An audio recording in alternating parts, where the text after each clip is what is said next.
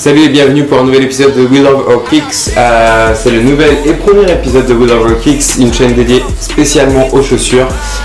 Aujourd'hui j'ai un spécial unboxing à faire.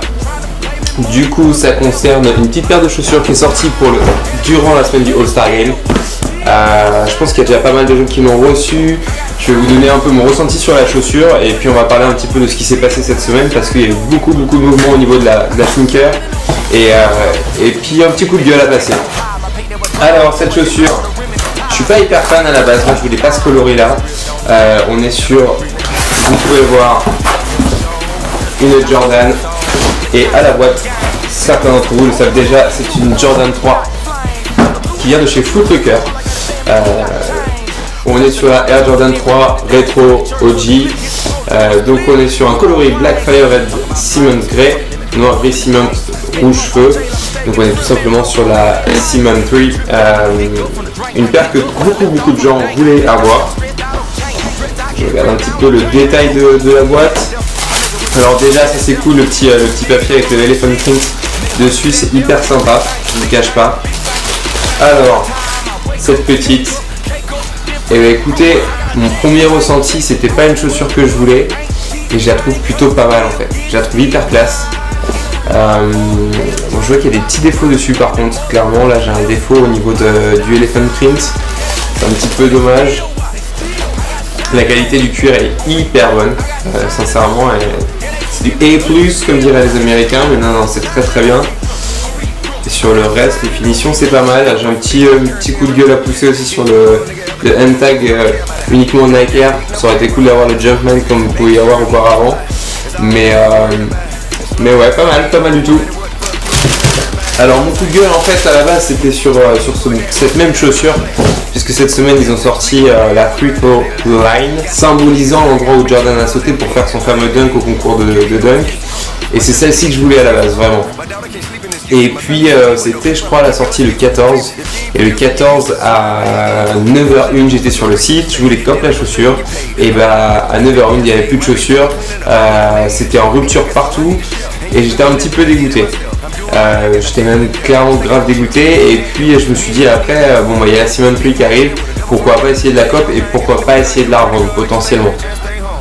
En tout cas en fait moi mon but était aussi de l'acheter pour connaître ma pointure, parce que malheureusement chez Jordan j'ai aucune Jordan qui taille pareil. Donc là je me suis dit ok, au moins dans tous les cas, même si je la ramène chez Foot Locker, j'aurai l'occasion de tout simplement de voir ma pointure et de pouvoir commander, sachant qu'il y a la Katrina qui va arriver bientôt au mois de mai et que je veux absolument cop, puisque je suis passé à côté de la dernière du Free for Line comme on dit. Donc voilà. Alors mon coup de gueule c'était sur ça, c'est que tout simplement cette chaussure tout le monde la voulait. Ils ont fait un general release, donc une sortie extrême dans quasiment tous les pays. Alors apparemment aux États-Unis ils sont en rupture et ça commence à devenir un petit peu plus cher sur StockX. Ils commencent à revendre la chaussure à 250 ou 270 $. Mais en France clairement la première journée de la sortie, le premier samedi, c'était compliqué pour l'avoir, et puis en fait vous allez sur Foot Locker à l'heure actuelle et puis il y en a des tonnes et des tonnes. Bah ouais c'est cool les gars, vous faites beaucoup d'argent avec ça, et sur d'autres modèles vous pourriez faire plein d'argent aussi et vous limitez les quantités, ce qui est je trouve franchement dommage. Et je regarde les défauts mais il y a pas mal de défauts sincèrement pour une paire à 200 €. Il y a vraiment du défaut, je suis un peu déçu de la qualité. Je sais pas si je peux vous montrer, mais alors là j'ai du défaut juste ici. Là on retrouve aussi des petits défauts de fil. Bon c'est pas violent vous allez me dire, mais pour une paire à 200 €, moi perso ça me fait un petit peu chier d'avoir des défauts. Nike, si vous m'entendez, s'il vous plaît arrêtez de faire des chaussures en quantité limitée, on veut tous ces paires là. Donc c'est clair que c'est cool pour certains magasins, ils font beaucoup de pognon à revendre les produits, mais ça reste une paire de chaussures, aussi emblématique soit-elle. Je pense qu'on la veut tous et toutes. Donc balancer de la quantité c'est pas grave, c'est pas ce qui nous fera moins acheter la chaussure, au contraire, même si vous avez tendance à penser ça. Et à contrario, arrêtez de nous sortir des chaussures toutes les semaines avec des coloris qui sont juste pas beaux, faut dire ce qui est si on peut prendre, c'était la Whitney, je sais plus, quand ils ont sorti la 13 là en coloris un peu Timberland, moi j'ai trouvé ça juste moche. En 1 on aurait dit des chaussures on aurait dit une patte d'ours, clairement la chaussure, donc non franchement c'est pas beau. Sortez-nous du OG, c'est ce qu'on veut, de la Raptor, alors moi j'en ai une, mais de la Raptor ça fait un bout de temps qu'elle n'est pas sortie, c'est 2012 je crois la dernière Raptor. C'est tout ce qu'on attend en fait, des OG en bonne quantité et en bonne qualité. Moi je suis prêt à mettre 225 € dans une paire de chaussures si tout simplement la qualité elle est derrière. Là sur ce modèle là, sincèrement je ne l'ai pas encore essayé au niveau confort ni rien, mais ouais ça fait chier sincèrement d'avoir ces petits défauts là. Voilà, vous pouvez me laisser des commentaires, me dire ce que vous en pensez sur ce modèle, si vous l'avez cop ou pas, si vous avez des problèmes de qualité aussi dessus, et puis aussi également ce que vous en pensez, de savoir est-ce que oui, Nike ou pas devrait ressortir des chaussures à plus grande quantité, ou est-ce qu'on doit continuer à faire de la quantité limitée.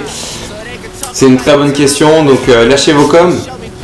Sur cette semaine, on a vu beaucoup de chaussures sortir. On a vu la OVO Black, la OVO White, on a vu la Top 3, ou en tout cas la Gold Toe en Jordan 1 qui est hyper jolie. Et puis par contre, il y a une belle sortie qui arrive samedi avec la Bread Toe, donc un mélange de la Bread et de la Black Toe.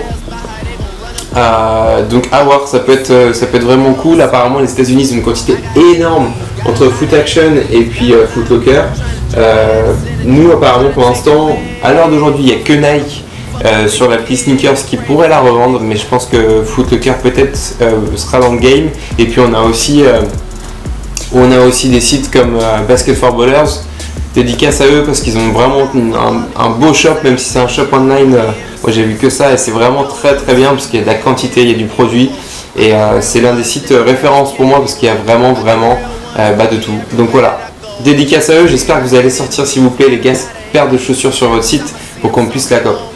Pas mal sans plus. J'attends la Katrina, ce sera vraiment la chaussure que je vais acheter. Je pense qu'il y aura aussi dans l'avenir, il y aura la Concorde qui doit sortir. Je vous dis à bientôt pour un autre épisode. Je pense que le prochain épisode, ce sera tout simplement mon top 10 de mes sneakers. J'ai à peu près une collection de 80 à 90 paires de chaussures.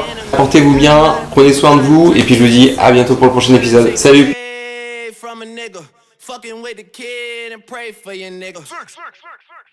I'm off.